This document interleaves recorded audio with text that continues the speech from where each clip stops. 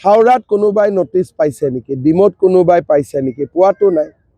অকণ আমি অসমত সকলোৱে জানো যে অসমত বাংলাদেশী মিয়া আহিছে। যদি এছাৰত এজনেও নটিচ নাপায়, তাৰমানে মিনিংটো কি হ'ব যে অসমত কোনো বিদেশী নাগৰিক নাই। সেইকাৰণে বিজেপিৰ কৰ্মীসকলে যাক বিদেশী বুলি সন্দেহ কৰিছে তাৰ ওপৰত কমপ্লেইন দিছে। চৰকাৰ বা নিৰ্বাচনী আয়োগে বিবেচনা কৰিব। কিন্তু আজি যদি আমি এখনো কমপ্লেইন নিদিওঁ, কালি যদি কোনোবাই কয় অসমত বিদেশী আছে, তেতিয়াহ'লে তেওঁলোকে কি ক'ব, যদি বিদেশী আছিল এছাৰত কিয় এখনো কমপ্লেইন নগ'ল? গতিকে এছাৰত কমপ্লেইন দিয়াটো এটা জাতীয় দায়িত্ব আছে। অকল বিজেপিৰে নহয়, বাকী দল সংগঠনৰো দায়িত্ব আছে।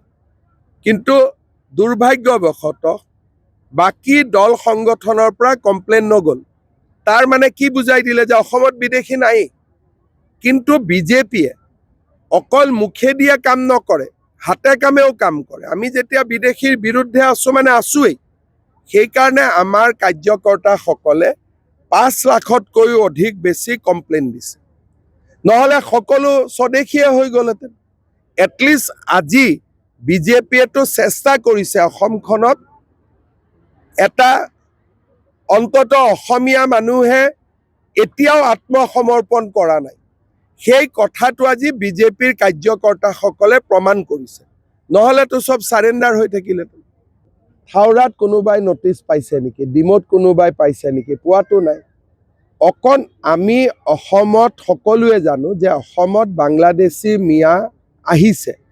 যদি এছাৰত এজনেও নটিচ নাপায়, তাৰমানে মিনিংটো কি হ'ব যে অসমত কোনো বিদেশী নাগৰিক নাই। সেইকাৰণে বিজেপিৰ কৰ্মীসকলে যাক বিদেশী বুলি সন্দেহ কৰিছে তাৰ ওপৰত কমপ্লেইন দিছে। চৰকাৰ বা নিৰ্বাচনী আয়োগে বিবেচনা কৰিব। কিন্তু আজি যদি আমি এখনো কমপ্লেইন নিদিওঁ, কালি যদি কোনোবাই কয় অসমত বিদেশী আছে, তেতিয়াহ'লে তেওঁলোকে কি ক'ব, যদি বিদেশী আছিল এছাৰত কিয় এখনো কমপ্লেইন নগ'ল? গতিকে এছাৰত কমপ্লেইন দিয়াটো এটা জাতীয় দায়িত্ব আছে। অকল বিজেপিৰে নহয়, বাকী দল সংগঠনৰো দায়িত্ব আছে। কিন্তু দুৰ্ভাগ্যবশতঃ বাকী দল সংগঠনৰ পৰা কমপ্লেইন নগ'ল। তাৰ মানে কি বুজাই দিলে যে অসমত বিদেশী নাই। কিন্তু বিজেপিয়ে অকল মুখেদিয়ে কাম নকৰে, হাতে কামেও কাম কৰে। আমি যেতিয়া বিদেশীৰ বিৰুদ্ধে আছোঁ মানে আছোৱেই। সেইকাৰণে আমাৰ কাৰ্যকৰ্তাসকলে 5 লাখতকৈও অধিক বেছি কমপ্লেইন দিছে। নহ'লে সকলো স্বদেশীয়ে হৈ গ'লহেঁতেন। এটলিষ্ট আজি বিজেপিয়েতো চেষ্টা কৰিছে অসমখনত এটা অন্তত অসমীয়া মানুহে এতিয়াও আত্মসমৰ্পণ কৰা নাই। সেই কথাটো আজি বিজেপিৰ কাৰ্যকৰ্তাসকলে প্ৰমাণ কৰিছে। নহ'লেতো চব চাৰেণ্ডাৰ হৈ থাকিলেহেঁতেন। আপুনি বিচৰা বাতৰি পাব কেৱল নিউজ 18 এপত। নিউজ 18 এপ ডাউনলোড কৰিবলৈ স্কেন কৰক এই QR কোড। গুগল প্লে ষ্টৰতো পাব এই নিউজ 18 এপ।